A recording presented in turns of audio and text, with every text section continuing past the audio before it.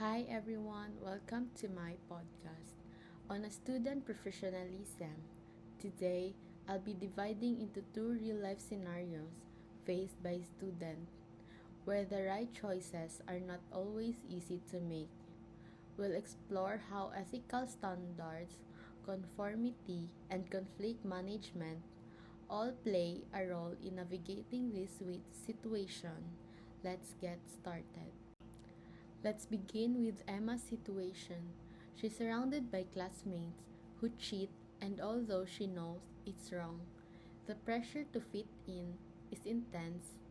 Here, Emma needs to uphold academic honesty, which is a core ethical standard. Cheating damages not only her own integrity, but also the fairness of the entire academic system. Everyone deserves a grade that reflects their own actual effort and learning. So, should Emma join the cheating culture? The answer is no. Conforming in this case would compromise her values. If she did confirm, it would most likely fall under compliance because she doesn't believe cheating is right but might go along to avoid rejection. It's not internalization. She doesn't think it's ethically okay, and not really identification either because she doesn't admire or want to adopt the values of this group. Let's dig deeper into that. Compliance is when someone goes along with a group outwardly but doesn't necessarily agree inside.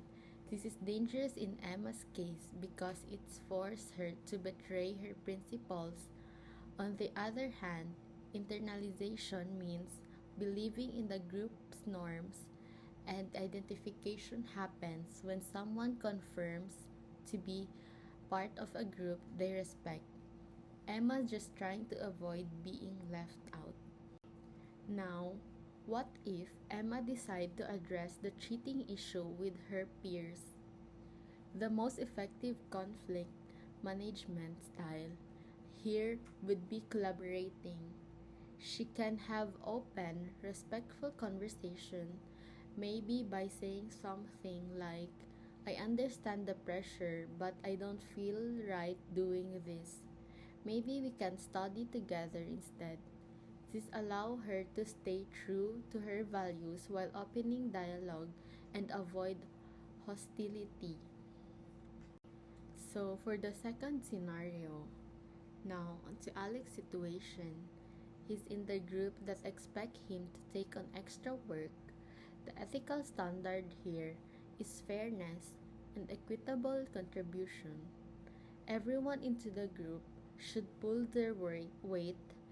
If one person does too much, it not only leads to burnout, but it also weakens the team ability to function collaboratively. So let's clarify, if Alex increases his contribution just to be accepted, that's compliance. But if he sees his value in teamwork and shift his mindset to believe it's okay to contribute more, that would be internalization. If it is more about bonding with the group because he wants to be one of them, that's identification. All three types of conformity help us to understand the motivation behind our decisions, not just the action themselves. If Alex decides to speak up, the best conflict management style would be collaborating. This means he should voice his concern while listening to the group's expectation. He could say, I want to help, but I'm overwhelmed. Can we divide the task more evenly? This shows respect, assertiveness, and willingness to find solution together. Alternatively, compromising could also work if he needs to reach a middle ground quickly. So, to wrap up, professionalism isn't just about following rules. It's about integrity, fairness, and knowing when to speak up. Emma and Alex both faced pressure to conform by understanding the types of conformity and applying the right conflict resolution strategies. They can stay true to themselves while maintaining positive relationship with others.